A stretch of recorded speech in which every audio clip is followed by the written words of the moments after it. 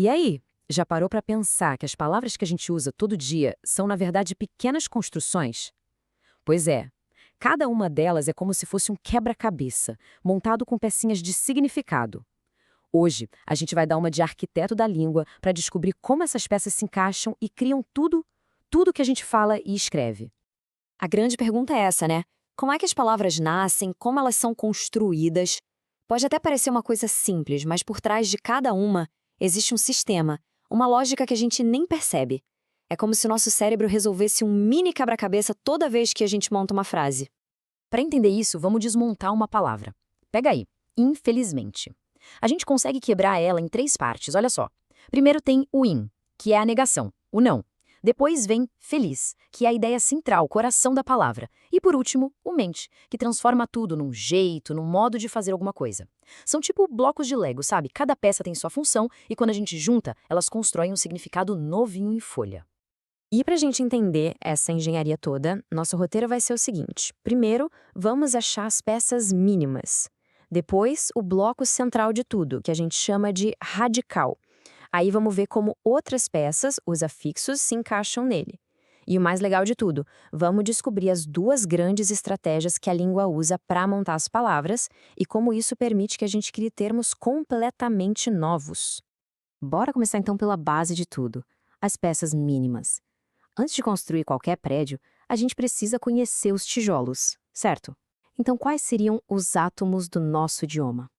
E aqui a gente já encontra uma separação super importante, a diferença entre fonemas e morfemas. Fonemas são só os sons, tipo K, A. Sozinhos, eles não querem dizer nada. Agora, os morfemas são as menores unidades que já têm um significado. O in, o feliz, o mente. Cada um deles é um morfema. Essas, sim, são as nossas verdadeiras pecinhas de Lego. Então, para ficar bem claro, morfema é isso. É o menor pedacinho de uma palavra que ainda carrega algum sentido. É a nossa peça fundamental, o átomo do significado. É a partir dele que toda a complexidade da língua é construída. Ok, agora que a gente já conhece as pecinhas, tá na hora de encontrar o bloco central de qualquer palavra, que é o radical. É nele que mora o coração, sabe? A essência do significado de tudo.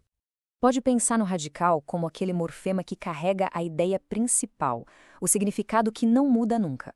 Se a palavra fosse um castelo de Lego, o radical seria aquela placa verde, a base grandona e sólida onde a gente encaixa todo o resto. E olha só que exemplo perfeito. Pensa nas palavras pedra, pedreiro, pedregulho, pedraria. O que todas elas têm em comum? Essa parte, pedra. Pois é, esse é o radical. É o núcleo que conecta essa família inteira de palavras à mesma ideia central. Beleza, já temos a nossa base, o radical. E agora? Bom, agora a gente vai explorar as outras pecinhas que se conectam a ele para modificar ou expandir o que ele significa. Essas peças são os afixos. Um afixo, então, é um morfema que se gruda num radical. Se ele vem antes, como o in na palavra infeliz, a gente chama de prefixo. Se ele vem depois, tipo o eiro em pedreiro, aí é um sufixo. Moleza, né? E aqui tem um ponto importante, hein? Afixos são como peças conectoras. Eles não funcionam sozinhos, são meio dependentes. Ninguém sai por aí falando mente ou des como se fossem palavras. Eles precisam obrigatoriamente estar encaixados em um radical para fazer algum sentido. Muito bem. Agora que a gente já conhece as peças do jogo, os radicais e os afixos, vamos descobrir os 2 grandes manuais de instrução que a língua usa para montar tudo, a flexão e a derivação. Entender a diferença entre esses 2 é a chave de tudo. Olha, a diferença aqui é gritante. Na flexão, a gente tem a mesma palavra, só que com uma roupagem nova. Quando eu digo canto ou cantamos, a palavra base ainda é o verbo cantar. Já na derivação, não. A gente cria uma palavra totalmente nova. Quando colocamos des em leal, não temos mais leal, temos o seu oposto, desleal, uma outra palavra. O ponto crucial, a grande sacada, é o seguinte: a flexão usa terminações para indicar plural, gênero ou tempo verbal, mas não cria uma palavra nova no dicionário. Por exemplo, casas vai estar dentro do verbete casa. Já a derivação usa afixos para criar uma palavra realmente nova que ganha sua própria entrada no dicionário.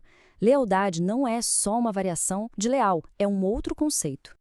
Certo. Agora que a gente já separou o joio do trigo, distinguindo as estratégias, vamos ver na prática como a língua é criativa e usa esses mecanismos para expandir o vocabulário o tempo todo. Basicamente, existem duas grandes fábricas de palavras novas. Uma é a derivação, que a gente já começou a ver, que é a soma de radical mais afixo.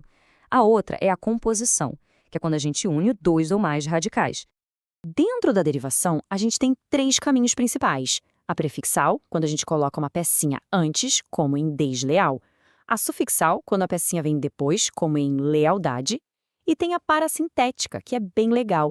Ela precisa adicionar um prefixo e um sufixo ao mesmo tempo. É um combo. A palavra entardecer só existe com o em e o ecer juntos. Não existe entarde nem entardecer. Já na composição, que é a união de radicais, também temos dois jeitos. A justaposição, que é quando os radicais se juntam, mas ficam ali, um do lado do outro, sem perder nada, como em livre-arbítrio. E tem a aglutenação, que é quando eles se fundem e algum som acaba se perdendo no meio do caminho. A água mais ardente não vira aguardente, vira aguardente. Aconteceu uma fusão ali. No fim das contas, tudo isso mostra uma coisa muito importante. A gramática não é só um monte de regra chata para corrigir os outros. Na verdade, ela é o sistema operacional da língua, um kit de ferramentas super criativo que a gente usa o tempo todo para construir significado. E por que isso importa? Porque entender essa estrutura é quase como ganhar um superpoder. A gente consegue olhar para uma palavra que nunca viu na vida e ter uma boa chance de adivinhar o que ela significa. Isso revela a lógica, a engenhosidade por trás do idioma. E o melhor de tudo, transforma o aprendizado de gramática de uma coisa chata e decorada numa investigação, numa descoberta. Fica muito mais legal. E para terminar, fica aí uma reflexão. Se as palavras são construídas, se a língua está viva e evoluindo sem parar, que palavra nova será que o português está precisando criar hoje em dia? Fica a pergunta no ar. Até a próxima!